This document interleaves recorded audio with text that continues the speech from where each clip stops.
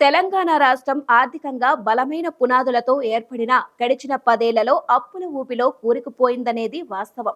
ఒకప్పుడు ధనిక రాష్ట్రంగా పేరుగాంచిన తెలంగాణ నేడు భారీగా పెరిగిన అప్పులతో ఆర్థికంగా ఒత్తిడిని ఎదుర్కొంటోంది. ప్రతి నెల వేల కోట్ల రూపాయలను కేవలం అప్పుల వడ్డీల రూపంలో చెల్లించాల్సిన దుస్థితి నెలకొంది. ఈ నేపథ్యంలో కేంద్ర ప్రభుత్వం తెలంగాణ రాష్ట్ర ఆర్థిక పరిస్థితిపై కీలక ప్రకటన చేసింది.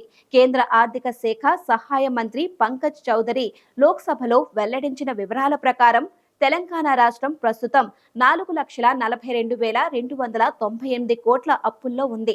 దేశంలోని రాష్ట్రాల అప్పుల జాబితాలో తెలంగాణ 24వ స్థానంలో ఉండటం గమనార్హం. ఈ భారీ అప్పు రాష్ట్ర ఆర్థిక వ్యవస్థపై తీవ్రమైన ప్రభావం చూపుతున్నప్పటికీ రాష్ట్రంలో ఐటీ రంగం మాత్రం గణనీయమైన పురోగతిని సాధిస్తోంది. గత 6 సంవత్సరాలలో ఏకంగా 10,189 కొత్త ఐటీ కంపెనీలు ప్రారంభం కావడం రాష్ట్ర ఆర్థిక వ్యవస్థకు ఒక ఆశాకిరణంగా కనిపిస్తోంది. ఆర్థిక వృద్ధికి చోదక శక్తి కేంద్ర మంత్రి హర్ష మల్హోత్రా అందించిన సమాచారం ప్రకారం కొత్తగా ఏర్పాటైన ఐటీ కంపెనీలు తెలంగాణ రాష్ట్ర ఆర్థిక వృద్ధికి ఘనమైన ఊతమిచ్చాయి. గత 5 సంవత్సరాలలో ఈ సంస్థల ద్వారా 14,865 కోట్ల టర్నోవర్ సాధించడం ఒక విశేషమైన విషయం. అయితే ఇదే సమయంలో 3,369 ఐటీ సంస్థలు మూతపడటం కొంత ఆందోళన కలిగిస్తోంది. ఈ గణాంకాలు తెలంగాణలో ఐటీ రంగం శరవేగంగా విస్తరిస్తున్నప్పటికీ ఆ వృద్ధిని నిలబెట్టుకోవడంలో కొన్ని సవాళ్లు ఉన్నాయని స్పష్టం చేస్తున్నాయి. హైదరాబాద్ నగరం ఇప్పటికే దేశంలోనే ఒక ప్రధాన ఐటీ హబ్ గా గుర్తింపు పొందింది. అనేక అంతర్జాతీయ, జాతీయ ఐటీ కంపెనీలు ఇక్కడ తమ కార్యకలాపాలను నిర్వహిస్తున్నాయి. కొత్తగా ఏర్పాటవుతున్న కంపెనీలు ఈ రంగానికి మరింత ఊపునిస్తున్నాయి. అయితే ఇంత పెద్ద సంఖ్యలో కంపెనీలు మూతపడటానికి గల కారణాలను విశ్లేషించడం, వాటిని నివారించడానికి చర్యలు తీసుకోవడం చాలా అవసరం.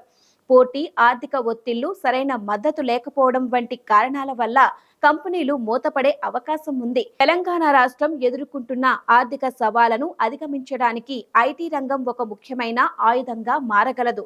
ఈ రంగం ద్వారా వచ్చే ఆదాయం రాష్ట్ర ఖజానాకు గణనీయమైన సహకారం అందిస్తుంది.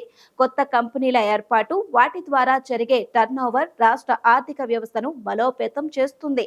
ఉద్యోగ కల్పన కూడా ఈ రంగం ద్వారా సాధ్యమవుతుంది. తద్వారా ప్రజల ఆదాయం పెరుగుతుంది, రాష్ట్ర ఆర్థిక అభివృద్ధికి తోడ్పడుతుంది. తెలంగాణ రాష్ట్ర ఆర్థిక పరిస్థితి ఒక సంక్లిష్టమైన చిత్రాన్ని ఆవిష్కరిస్తోంది. ఒకవైపు భారీగా పెరిగిన అప్పుల భారం ఆందోళన కలిగిస్తూ ఉంటే, మరోవైపు ఐటీ రంగంలో కనిపిస్తున్న పురోగతి ఆశాకిరణంగా నిలుస్తోంది. రాష్ట్ర ప్రభుత్వం ఈ 2 అంశాలను సమతుల్యంగా నిర్వహించగలిగితేనే భవిష్యత్తులో ఆర్థిక స్థిరత్వం సాధ్యమవుతుంది. కొత్త ఐటీ కంపెనీల సంఖ్యను పెంచడంతో పాటు వాటి దీర్ఘకాలిక ఉనికిని కాపాడుకోవడానికి స్పష్టమైన ప్రణాళికలు రూపొందించాలి. అప్పులను నియంత్రించడానికి సమర్థమైన ఆర్థిక విధానాలు అమలు చేయాలి. ఈ దిశగా ప్రభుత్వం తీసుకునే చర్యలు తెలంగాణ ఆర్థిక భవిష్యత్తును నిర్దేశిస్తాయి అనడంలో ఎలాంటి సందేహం లేదు.